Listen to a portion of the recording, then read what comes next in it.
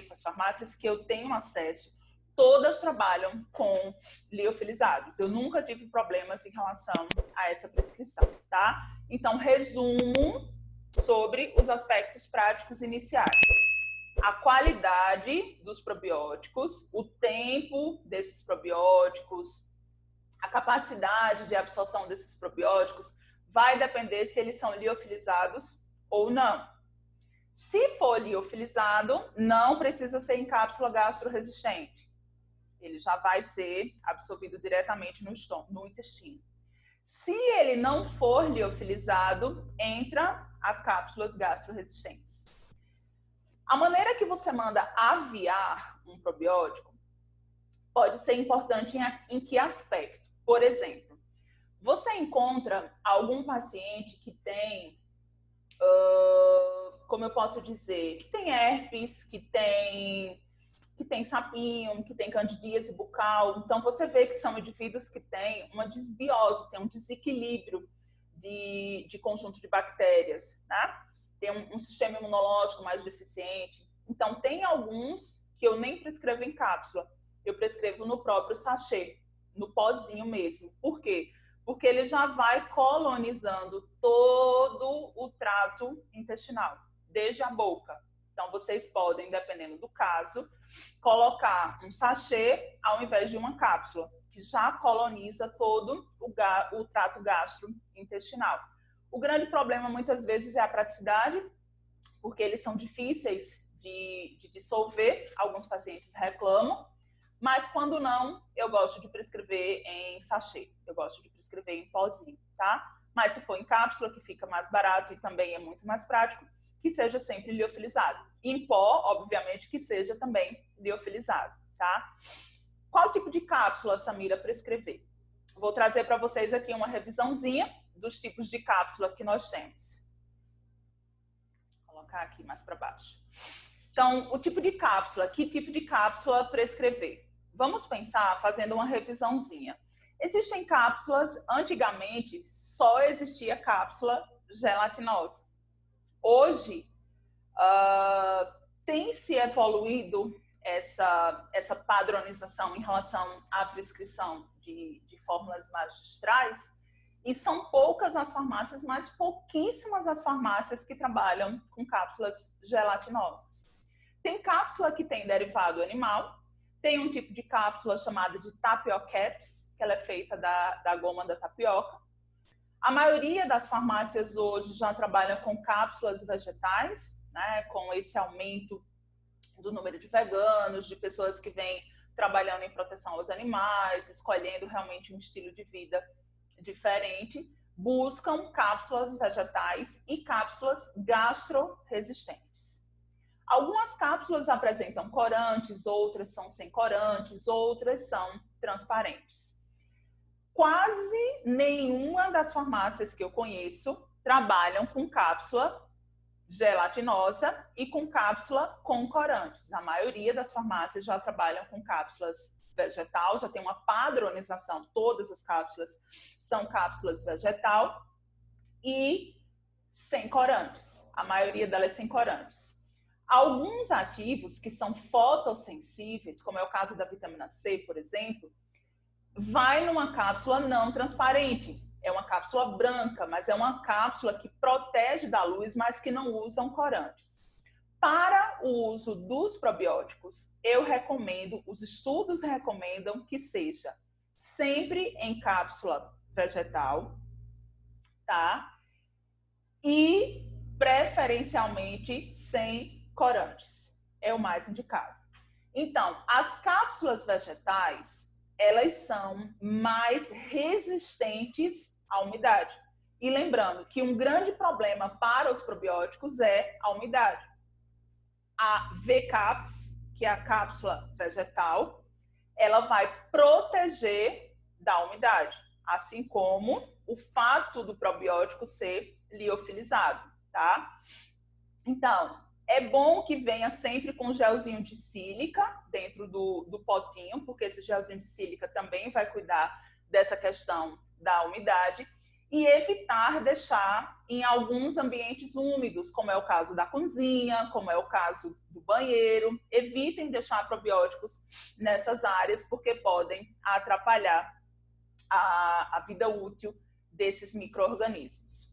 O biointestino, que ele é um agente antimicrobiano seletivo, muito utilizado na síndrome do intestino irritável, obrigatoriamente ele precisa ser em cápsulas gastroresistentes. Eu preciso que esse biointestino ele seja absorvido ali na região do cólon e ele vai trabalhar como um antimicrobiano, atingindo somente bactérias gram-negativas, bactérias patogênicas ao nosso corpo. Então, o biointestino obrigatoriamente em cápsula gastroresistente, tá? Os probióticos não precisam ser em cápsula gastroresistente, desde que eles sejam liofilizados, mas preferencialmente em cápsulas vegetais. O tipo de cápsulas, o tamanho das cápsulas, na verdade. Eu trouxe isso aqui para vocês só realmente a título de informação, tá? E porque às vezes você prescreve uma dosagem muito alta de probióticos e não cabe em uma cápsula só.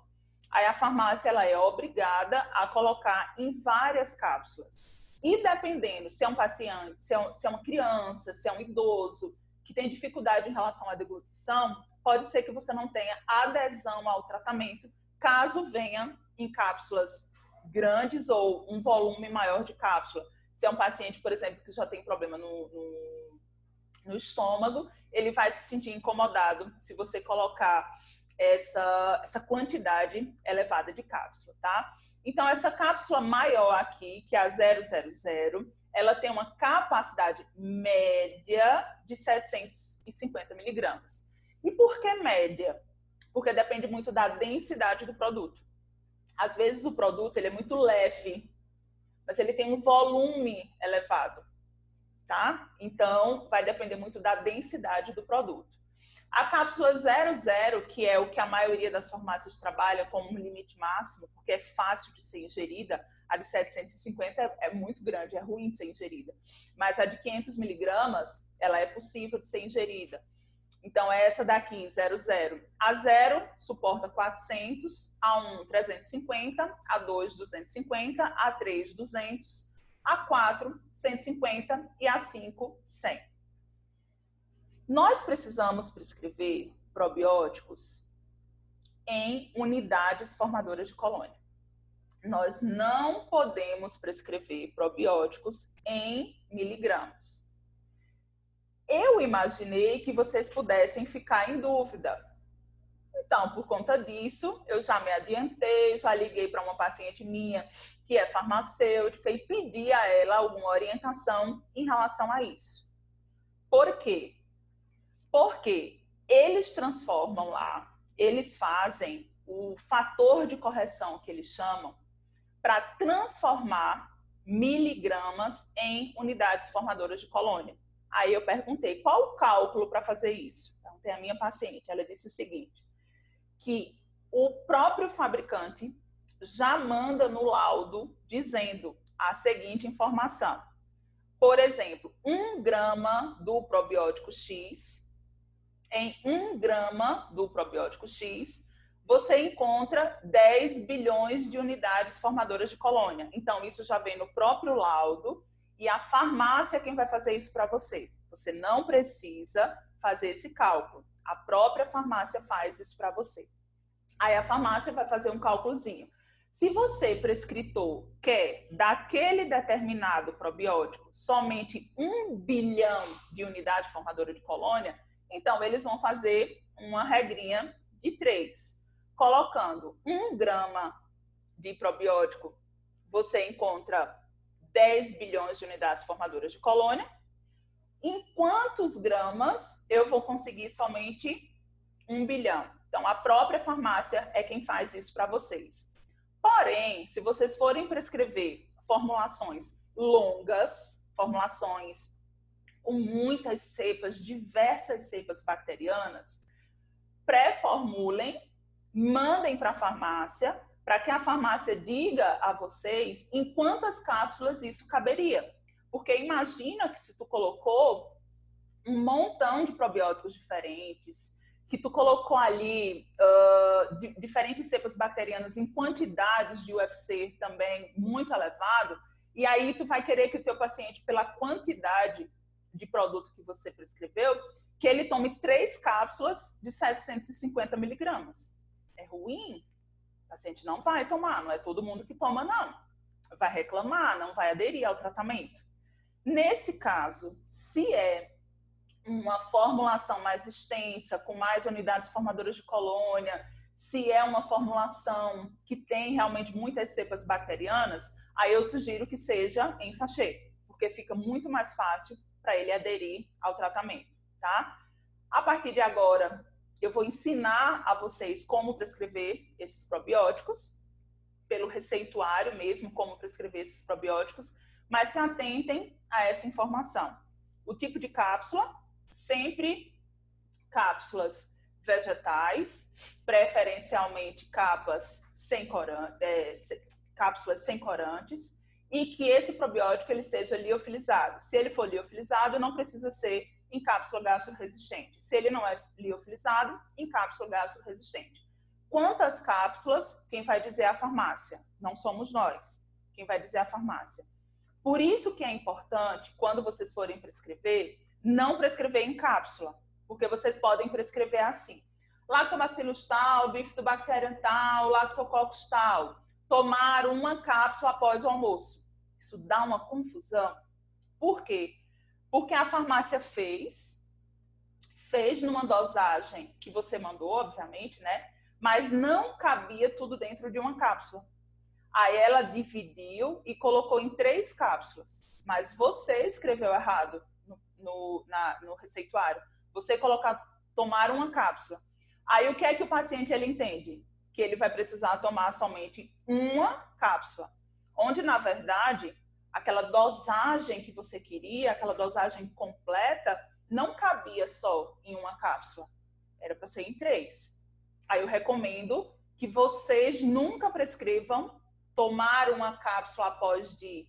Coloquem sempre, tomar uma dose após ou antes, tomar uma dose. Por quê? Quem vai decidir a quantidade de cápsulas é a farmácia. Pela quantidade de ativos que você prescreveu. Tá? Então, sempre prescrevam em dose. A importância de se escrever corretamente a prescrição. E aí, existem alguns excipientes que vão dentro dessas cápsulas. O que são, Samira, esses excipientes? São substâncias inertes incorporadas ao ativo que você prescreveu, que serve como veículo de certos medicamentos. E para que colocar esses excipientes dentro de uma cápsula? No caso dos probióticos, pode ser um excipiente, uma fibra. Essa fibra, ela vai ajudar na sobrevivência desses probióticos. Pode ser uma inulina, pode ser uma fós, pode ser uma goma cássia. Eu, particularmente, não prescrevo quase nunca fibras pré-bióticas junto com o probiótico. Eu prefiro que o meu paciente faça uso dessas fibras pré-bióticas na própria alimentação. Mas se eu vejo que é um paciente que não consome fibras, um paciente que não gosta de verdura, um paciente que não come fruta, que não tem uma quantidade ali a mais ou menos 30 de fibra, 30, 40 de fibras na dieta, então aí sim eu coloco dentro da cápsula uma fibra. Eu geralmente gosto de prescrever o Aerosil. Esse Aerosil ele é uma patente de uma indústria farmacêutica chamada de Infinity Pharma. Estou fazendo a propaganda. Na verdade, não estou fazendo a propaganda, estou falando o nome, porque realmente é uma patente, só eles quem trabalham. E esse Aerosil, ele diminui ainda mais a umidade, tá? Então, se é um paciente que consome fibras, que tem um consumo alimentar adequado, eu entro com Aerosil. Se é um paciente que não consome fibras dietéticas, um paciente que tem dificuldade em relação à alimentação, Então, eu sugiro entrar com algumas fibras pré-bióticas, tá?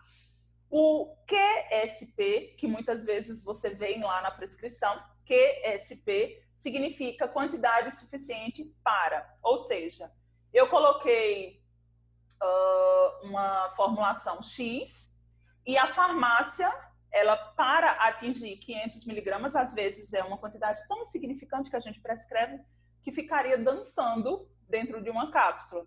Aí o que a farmácia ela faz? Ela coloca QSP, que é a quantidade suficiente para 500 miligramas, ou seja, que era para preencher aquela cápsula até atingir o tamanho da cápsula que eles colocaram, certo? Mas isso é realmente a título de farmácia. É eles quem irão decidir. Mas você pode, enquanto prescritor, dizer qual o excipiente que você quer. Se você não disser, ele vai colocar o que ele quiser, tá? Então, se atentem a isso. É um paciente que não consome fibras, bota algumas fibras. É um paciente que consome bastante fibra, mas você só quer melhorar a sobrevivência desses probióticos, então você pode colocar o erosil ou a celulose microcristalina, tá? E aí o objetivo dos recipientes na formulação é manter a vida útil do produto, diminuir a umidade, aumentar o tempo de sobrevivência desses probióticos e, em alguns casos, resistir ao pH ácido do estômago, ok? Isso aqui a título de informação. Por quanto tempo eu prescrever probióticos? Quanto tempo fazer uso desses probióticos? Alguns estudos apontam que começa a perceber benefícios daquelas cepas bacterianas a partir da 4ª semana. A maioria dos estudos apontam que durante 6 meses. Porém, em alguns casos, pode ser por prazo indeterminado. Se é um paciente, por exemplo, que não tem bons hábitos alimentares, um paciente que não pratica atividade física, um paciente que realmente come muito mal, o primeiro passo é você orientar ele a se alimentar melhor. Mas sabe aqueles pacientes que são resistentes? Ah, mas eu não consigo, porque vem de questões de trauma. Tem paciente para tudo, né? Tem caso para tudo, a gente encontra muitas particularidades no consultório. Então, sendo assim, se você quer o benefício do probiótico para esse indivíduo que não consegue fazer o que precisa ser feito, então você pode manter os probióticos o resto da vida. Eu sugiro que mudando as cepas bacterianas, não permanecendo com os mesmos, tá? Sempre mudando, diversificando esses probióticos. Nesse caso, a longo prazo, de uso contínuo, somente para aqueles indivíduos que, de fato, não conseguem aderir ao plano alimentar e melhorar a padronização da alimentação. Aí pode ser que com o auxílio dos probióticos, ele consiga diminuir a ansiedade, ele consiga diminuir a apetite, ele consiga emagrecer. Aí sim, depois de um tempo, você pode ir retirando os probióticos e mantendo somente o padrão alimentar, tá? A minha prática, pelo menos 4 semanas, de acordo com os estudos, e eu gosto de prescrever uma média a cada 3 meses. Tenho pacientes que fazem uso de probióticos de forma contínua? Tenho. E eu posso dizer, uma paciente só. É uma idosa que realmente ela tem colite. E aí, no caso dela, de forma particular, eu prescrevo probióticos por todo o fim. Amém. Mas é muito raro eu manter prescrição de probióticos por muito tempo. Tá bom? Então, essa é a recomendação de quanto tempo tomar os probióticos. Pode variar de 4 semanas até 6 meses. Em muitos raros casos, por prazo indeterminado. Agora, o horário de consumir. Isso aqui é babado, tá? Isso aqui é babado. Por quê? Porque não são muitos estudos que falam sobre o horário certo para consumir. Alguns profissionais têm hábito de prescrever antes da refeição. Outros profissionais prescrevem após a refeição. E isso ainda não se tem consenso. Eu posso garantir a vocês, não tem consenso em relação ao horário de prescrever. Eu, Samira, particularmente, acho que o feito é melhor que o perfeito. A gente vai em busca de um melhor horário para ele consumir, mas às vezes ele esquece, às vezes ele não toma. Então, eu gosto de prescrever realmente num horário que seja viável o paciente tomar. O horário que eu particularmente acho viável, que o paciente não vai esquecer antes de dormir.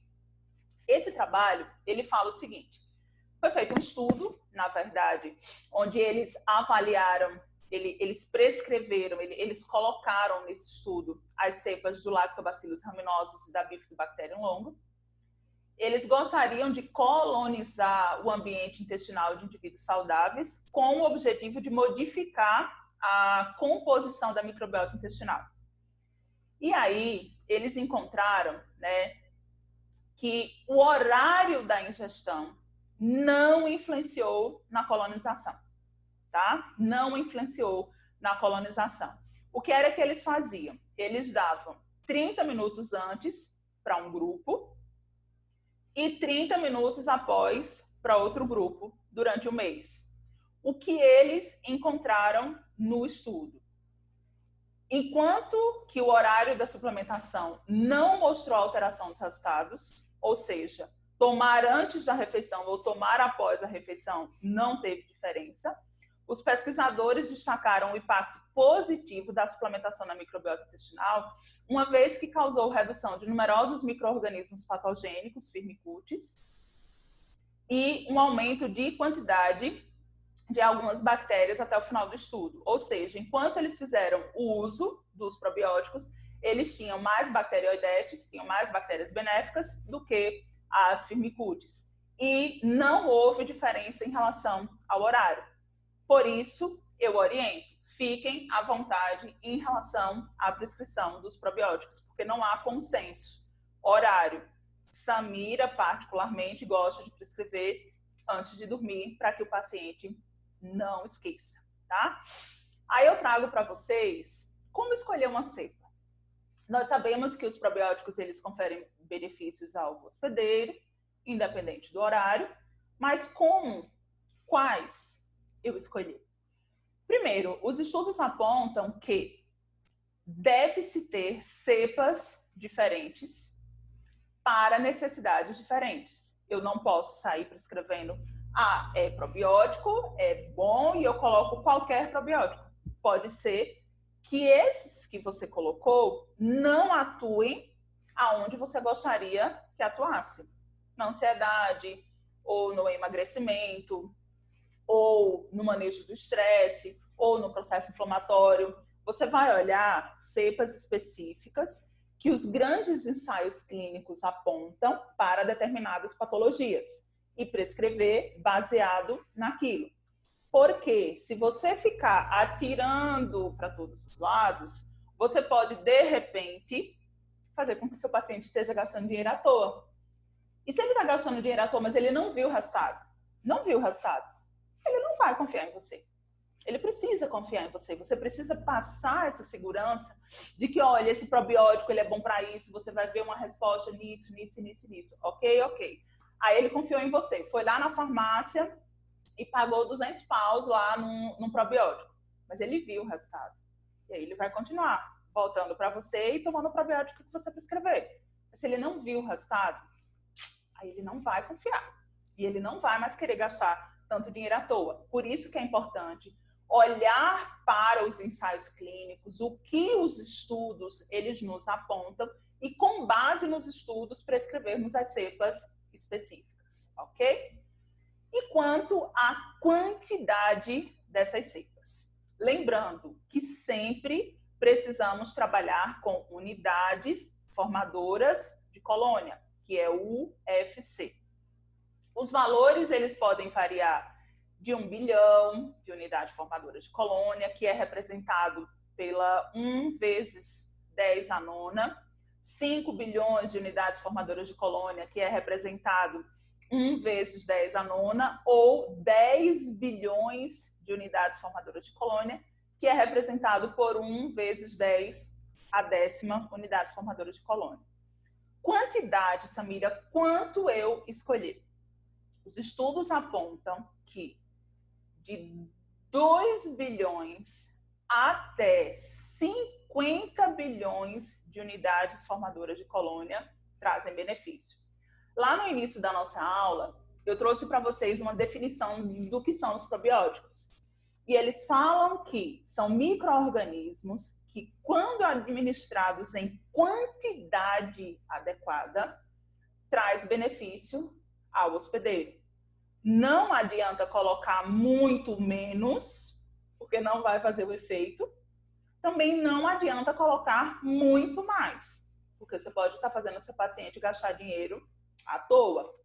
Aí, esse é o valor médio que os estudos eles apontam, tá? Então, como escolher essas diferentes cepas? Claro que a gente precisa estudar, claro que os estudos eles estão saindo. Você coloca lá no PubMed, você procura nas grandes revistas que falam sobre probióticos, é praticamente todo dia que saem artigos falando sobre intestino, né? Eu falo para vocês, eu dei uma aula, foram 4 dias de aulas introdutórias, dei uma masterclass sobre modulação intestinal, estou dando uma aula hoje sobre prescrição de probióticos e tem muita coisa ainda para se aprender sobre intestino. É um mundo encantador. Para nós nutricionistas é fundamental, é a nossa base, é um bom funcionamento intestinal. Então eu aconselho vocês não pararem de estudar sobre intestino, estarem sempre se atualizando, procurando bons artigos, bons profissionais, pessoas que realmente têm experiência com esse assunto, porque eu posso te dizer e te digo por experiência própria, faz muita diferença no consultório. Chama demais cliente para o consultório, porque boa parte das pessoas hoje tem problemas em relação ao intestino, tá? Então, eu trouxe para vocês alguns estudos, algumas cepas, algumas formulações. De antemão, eu já coloco para vocês que, por favor, analisem a individualidade. Não copia e cola simplesmente. Vê se realmente é aquilo que o paciente precisa, se é daquela cepa que ele está precisando. Mexe um pouquinho, monta as suas próprias cepas. Façam isso, tá? Pensem um pouquinho fora da caixinha. Eu trouxe para vocês aqui algumas formulações maravilhosas, mas eu quero que vocês também coloquem a mão na massa e saibam prescrever as próprias formulações de vocês. E aí eu trago como escolher diferentes cepas. Primeiro, os estudos eles apontam que deve-se ter num probiótico pelo menos uma cepa de lactobacillus e outra de bifidobacterium. Pelo menos um de cada. E mais uma cepa que seja produtora de ácido lático. Aí vocês me perguntam, Samira, mas quais são as cepas de lactobacillus que eu posso colocar? Quais são as cepas de bifidobacterium que eu posso colocar? Preparem um print que eu trago para vocês agora. Uma série de cepas bacterianas, as quais são mais estudadas e que mais temos artigos científicos falando sobre seus benefícios. Aqui, de lactobacillus, eu tenho acidófilos, casei, caseichirota, rhamnosus, o reuteri, o bulgaricus, o plantário, o fermento, o johnson, o gasseri, o helvéticus, o paracasei. Vocês podem escolher uma dessas cepas de lactobacillus e associar a uma cepa de bifidobacterium, que pode ser o bifidum, o lactis, o brevis, o infantis, o longo, o animalis. Pelo menos um de cada, tá? E eles também dizem que, além de uma de lactobacillus e de bifidobacterium, que você coloque nessa formulação uma cepa produtora de ácido lático. E eu trago para vocês quais são as cepas bacterianas que produzem o ácido lático. Aí eu tenho Lactococcus lactis,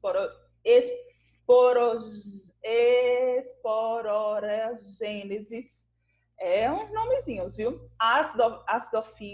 Acidófilos, o casei, o bífido, adolescentes, o brevis, o longo. São essas cepas que são produtoras do ácido lático, tá? Quanto ao receituário, como fazer um receituário? De acordo com último posicionamento lá do CFN, né? Eu já trouxe essa informação baseada no que eles falaram sobre a prescrição.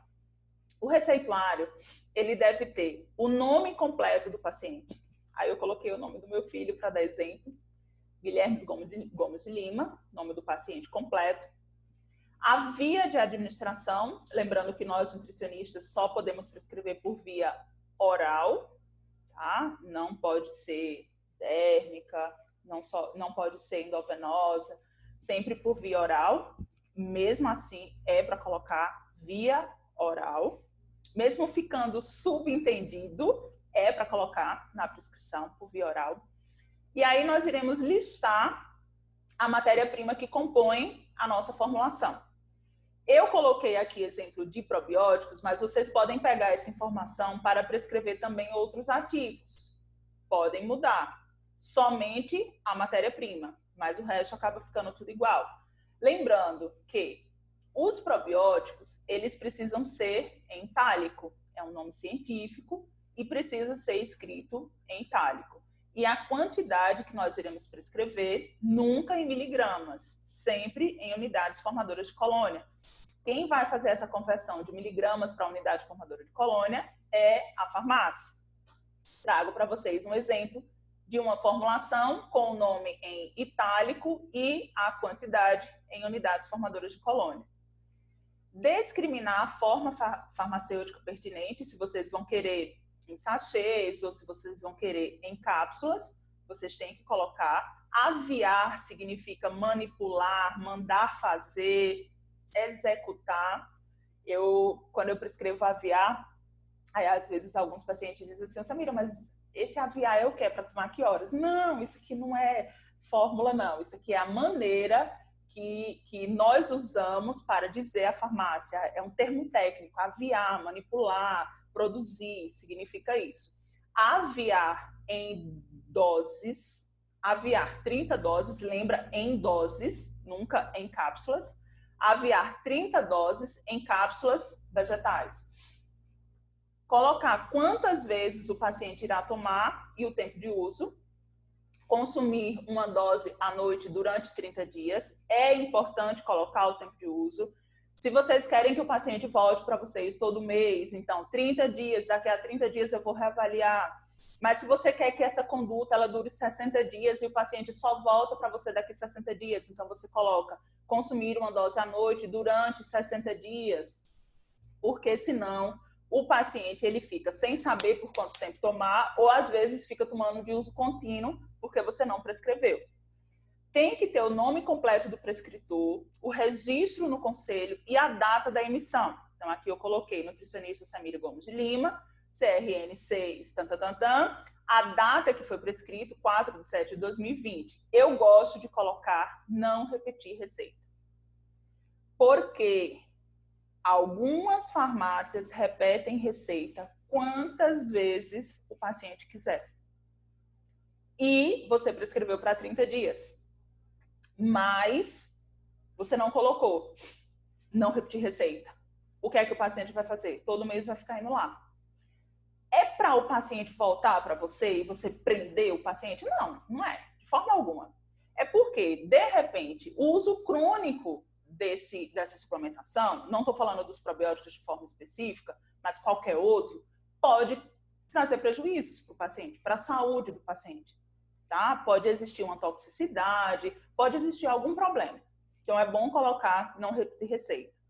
É importante ter no rodapé do receituário de vocês o endereço completo e o telefone do prescritor. Se houver dúvida por parte da farmácia, a farmácia vai entrar em contato com você. Às vezes você está digitando e digita muitas vezes com pressa e não coloca microgramas, coloca miligramas. Então a farmácia diz, opa, peraí, a doutora fulana de tal errou aqui nessa dosagem, vou entrar em contato com ela. Então ela entra, a farmácia entra em contato com você se existir alguma dúvida. Por isso que é importante ter o endereço completo e o telefone do seu telefone, o telefone do prescritor, tá? Print da tela, que essa informação é muito importante. Agora vamos lá. Quais probióticos prescrever para determinadas patologias. Quais probióticos prescrever para determinadas necessidades? Por quê? Tem horas que você coloca a mão na cabeça e você diz assim: e agora? Aprendi que são bons, aprendi como prescrever no receituário, aprendi que tenho que colocar uma cepa de bifidobactéria, uma cepa de lactobacillus, mais uma cepa de bactéria produtora do ácido lático, tem que ser em cápsula vegetal. Aprendi tudo isso já nessa aula maravilhosa de hoje. Mas quais as cepas que eu irei escolher? Prepara o print, que as informações são maravilhosas. Aplicabilidade da Bifidobacterium brevis. Alguns estudos apontam que ele traz efeito em diarreia, dermatite atópica, diabetes mellitus tipo 2, síndrome metabólica, doença hepática gordurosa não alcoólica. A Bifidobacteria bifidum pode ser na modulação do sistema imunológico, constipação intestinal, esteatose hepática, dermatite atópica, ansiedade e depressão, síndrome do intestino irritável e erradicação da H. pylori. A Bacterium infantis, intolerância à lactose, lembra daqueles indivíduos que têm intolerância à lactose, que alguns estudos mostram que pode reverter esse caso. Intolerância à lactose, alergia alimentar, constipação intestinal, diabetes mellitus tipo 2, síndrome metabólica, síndrome do intestino irritável e encefalopatia hepática. Observem que as cepas mudam, mas elas acabam tendo benefícios semelhantes em algumas patologias. Aí o que é que você pode fazer? Você pega um pouquinho de uma cepa, um pouquinho de outra e formula os teus probióticos. O Bifidobacterium longo, na constipação, também diabetes, síndrome metabólica, ansiedade e depressão, síndrome do intestino irritável, doença hepática gordurosa não alcoólica, doença renal, encefalopatia hepática, o Streptococcus faecium, disbiose intestinal, diarreia, esteatose hepática, síndrome do intestino irritável. Olha, Lactobacillus acidófilos. Minha gente, ele é muito metido, ele é bom para muita coisa. Ele é maravilhoso, o acidófilos. Paixão por ele. Sistema imunológico, intolerância à lactose, diarreia associada ao uso de antibióticos. Daqui a pouco a gente vai falar um pouquinho sobre isso.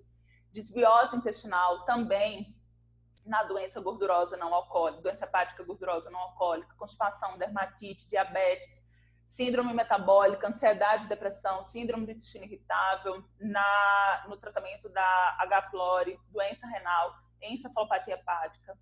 O Lactobacillus bulgaricus, também na intolerância à lactose, na síndrome do intestino irritável, doença hepática gordurosa não alcoólica, diarreia associada ao uso de antibióticos, constipação, diabetes mellitus tipo 2, síndrome metabólica.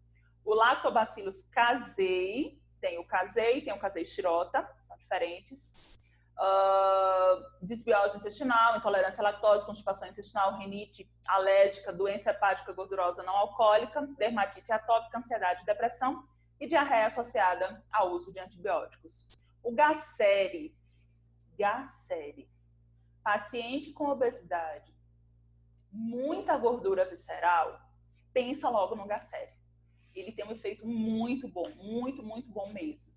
Então, ele entra na desbiose, na obesidade, na gordura visceral, eu coloquei aqui para vocês, diabetes, na síndrome metabólica, na ansiedade, na depressão. O Lactobacillus latex, modulação do sistema imunológico, vai ter um efeito antitumorogênico, vai ter um efeito na constipação, vai ter um efeito na desbiose. O paracasei, também desbiose, modulação do sistema imunológico. Na rinite, ele é muito bom na rinite alérgica, indivíduos que têm rinite, tem um efeito muito legal, o paracasei, dermatite, síndrome metabólica, diabetes tipo 2, o raminosus, ele também tem um efeito legal em várias patologias, dermatite, desbiose, na H. pylori, síndrome do intestino irritável, na doença do fígado gordurosa não alcoólica, na constipação, diabetes, também na síndrome metabólica, tá? E o Streptococcus thermophilus, ele vai ajudar muito, por isso que valeu a pena eu colocar aqui essas duas figurinhas, para vocês lembrarem que ele é muito, muito, muito bem-vindo mesmo na desbiose intestinal e na constipação intestinal. Eu vejo muito